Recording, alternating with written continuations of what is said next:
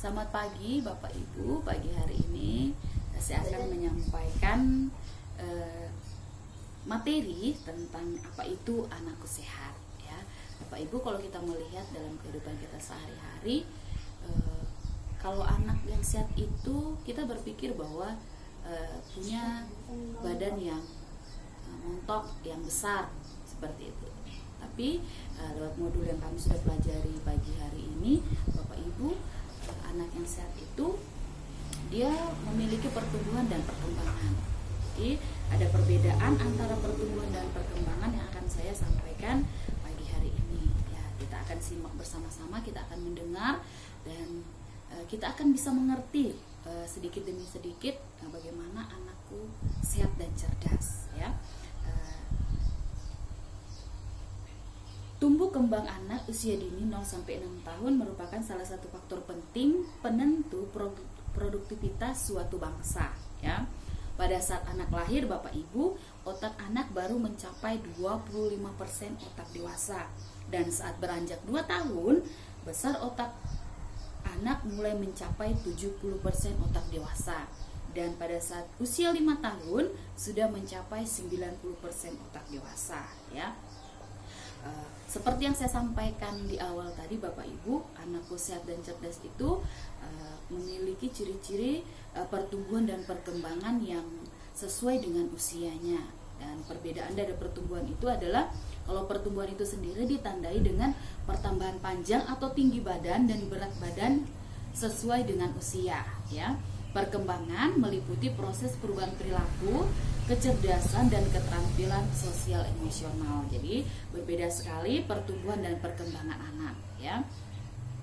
Hasil riset Kesehatan Dasar Nasional 2018 menunjukkan bahwa prevalensi balita yang memiliki tinggi badan pendek atau stunting sebesar 30,8%.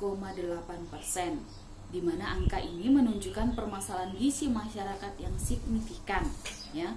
Masalah gizi pendek atau stunting mempunyai dampak jangka panjang terhadap kondisi individu dan masyarakat ya. Anak yang stunting tidak hanya memiliki secara fisik tidak hanya memiliki tinggi badan yang pendek menurut usianya, tetapi juga mengganggu perkembangan otak, daya serap dan prestasi di sekolah, produktivitas dan kreativitas di usia produktifnya ya. Jadi sangat berpengaruh sekali di dalam kehidupan sehari-harinya di saat anak kita memiliki stunting ya, yaitu kekurangan gizi. Stunting dipengaruhi oleh beberapa faktor, yaitu asupan gizi baik pada anak di masa balita maupun ibu di masa kehamilan, pola asuh dan praktek pemberian makan yang kurang, penyakit infeksi, kebersihan dan sanitasi, perilaku hidup tidak sehat serta kemiskinan. Jadi stunting itu banyak faktor yang mempengaruhinya ya. Asupan gizi yang baik ya untuk anak kita di usia balita. Terus di dalam ibu yang sedang hamil juga perlu diperhatikan gizinya sehingga tidak mempengaruhi janin yang ada di dalam kandungannya. Terus pemberian pola asuh dan praktek pemberian makanan yang kurang baik juga itu mempengaruhi stunting untuk anak-anak kita ya.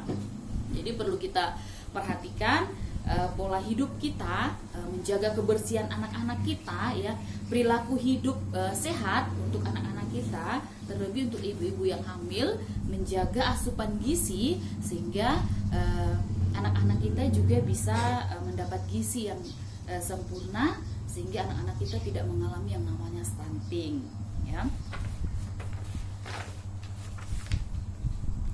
Pendidikan anak usia dini adalah suatu upaya pembinaan yang ditujukan kepada anak sejak lahir sampai dengan usia 6 tahun yang dilakukan melalui pemberian rangsangan pendidikan dan membantu pertumbuhan dan perkembangan jasmani dan rohani agar anak memiliki kesiapan dalam memasuki pendidikan lebih lanjut. Jadi di dalam PAUD, pendidikan anak usia dini, yang termasuk di dalam KB, SPS, dan TK itu membantu pertumbuhan dan perkembangan anak secara jasmani dan rohani agar anak memiliki kesiapan untuk memasuki pendidikan lebih lanjut. Nah, itu gunanya PAUD ya. Perkembangan anak usia dini Holistik integratif adalah upaya pengembangan anak usia dini yang dilakukan untuk memenuhi kebutuhan esensial anak yang beragam dan saling terkait secara simultan, sistematis, dan terintegrasi, ya.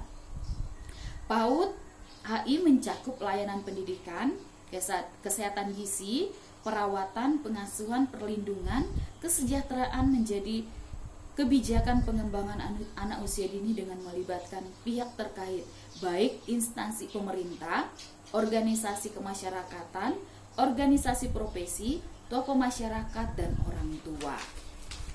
Ya, dengan potensi PAUD dan strategis dalam mengoptimalkan tumbuh kembang anak usia dini, pengetahuan dan kompetensi pendidik PAUD yang meliputi pengetahuan gizi dan kesehatan, pendidikan anak usia dini, dan pola pengasuhan orang tua menjadi sangat penting, ya. Jadi pola pengasuhan orang tua, pendidikan di PAUD, ya, itu sangat penting untuk membuat anak-anak kita itu memiliki gizi yang baik, ya.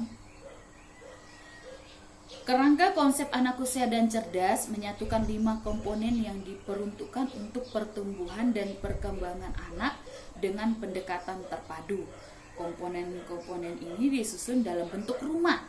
Nah, seperti ini Bapak Ibu. Dalam bentuk rumah ini adalah simbol.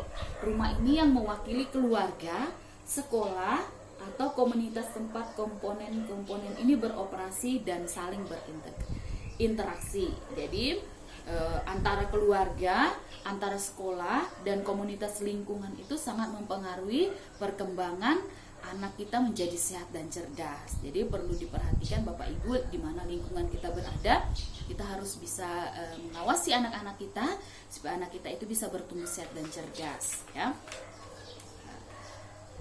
Strategi program anak usia dan cerdas adalah optimalisasi sumber daya di keluarga dan masyarakat dengan penguatan sistem monitoring dan evaluasi. Dan itu dimulai dari keluarga dan masyarakat melalui peningkatan kapasitas pendidik PAUD agar mereka mampu melakukan bimbingan praktis pada keluarga anak didik untuk melakukan kegiatan parenting berorientasi atau life skill, ya. Jadi pentingnya keluarga dan masyarakat itu agar bisa meningkatkan kapasitas pendidik PAUD sehingga guru-guru PAUD, guru-guru TK, guru-guru kelompok bermain juga memiliki ilmu yang dapat dibagikan kepada anak-anak, yang dapat dibagikan kepada orang tua melalui parenting dengan materi-materi yang dapat menunjang kesehatan gizi bagi anak-anak kita.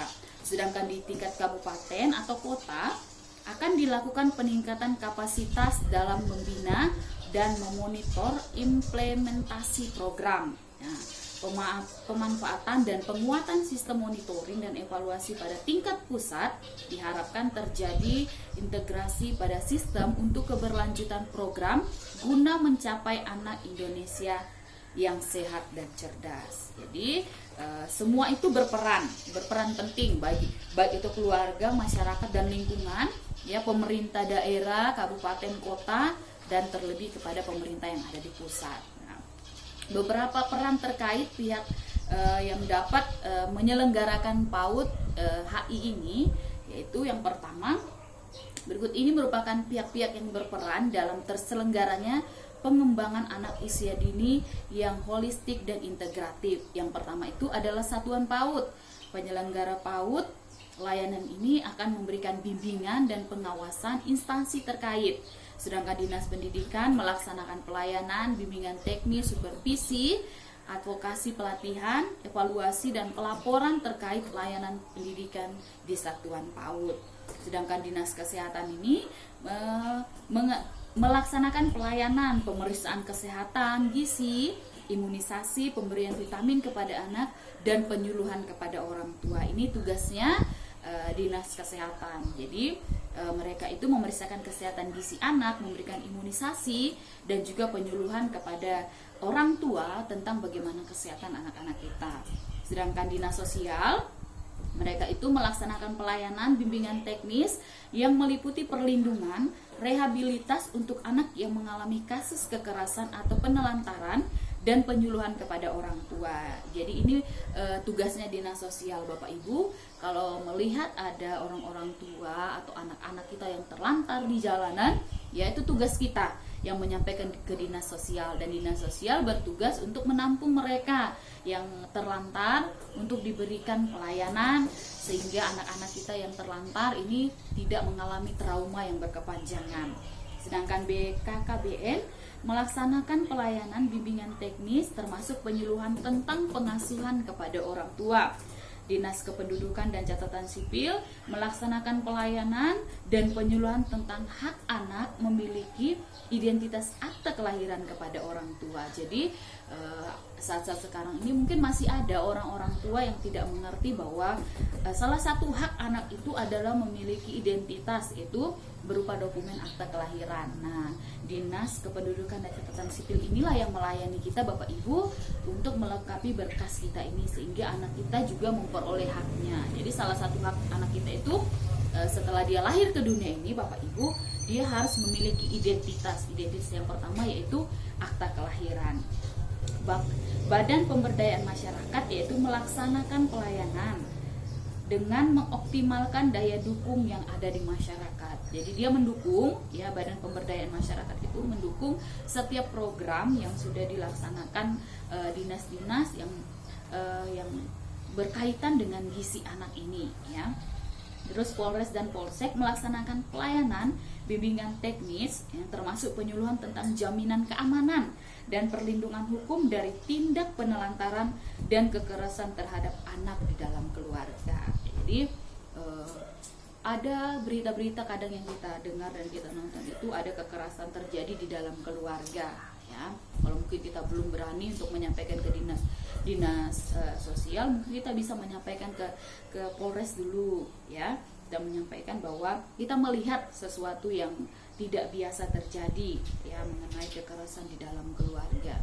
Karena kalau ini akan berlanjut Bapak Ibu, ya, trauma anak-anak kita akan berkepanjangan. Jadi kalau kita tidak mau itu terjadi, ya mari kita sama-sama bekerja sama. Jadi saya mau menyampaikan ada mitra-mitra yang memang terkait untuk membuat anak kita ini sehat.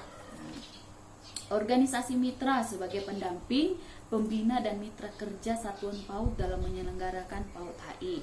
Posyandu melaksanakan pelayanan kesehatan dasar kepada anak usia dini yang mencangkup penimbangan dan pengukuran tinggi badan serta pemberian vitamin A secara berkala. Sedangkan tokoh masyarakat sebagai pendamping, pembina, penyuluhan terkait dengan nilai dan budaya setempat yang sesuai dengan konten PAUD HI. Itu tugasnya tokoh masyarakat. Dan orang tua yang terakhir, mitra satuan PAUD dalam melaksanakan PAUD HI di satuan PAUD maupun di dalam lingkungan keluarga. Jadi Bapak Ibu perlu kita ketahui bahwa anak kita sehat dan cerdas itu bukan kita lihat dari badannya yang montok, yang semok, tetapi anak yang sehat itu adalah anak yang dapat berkembang dan dapat bertumbuh sesuai dengan usianya, yang mendapat asupan gizi yang sesuai, terus mendapatkan perlindungan dari orang tua, mendapatkan perlindungan dari keluarganya, bukan mendapat sesuatu hal yang jahat, tetapi anakku yang sehat itu adalah anak yang merasakan kebahagiaan, kenyamanan, ya, dan merasakan bahwa anak itu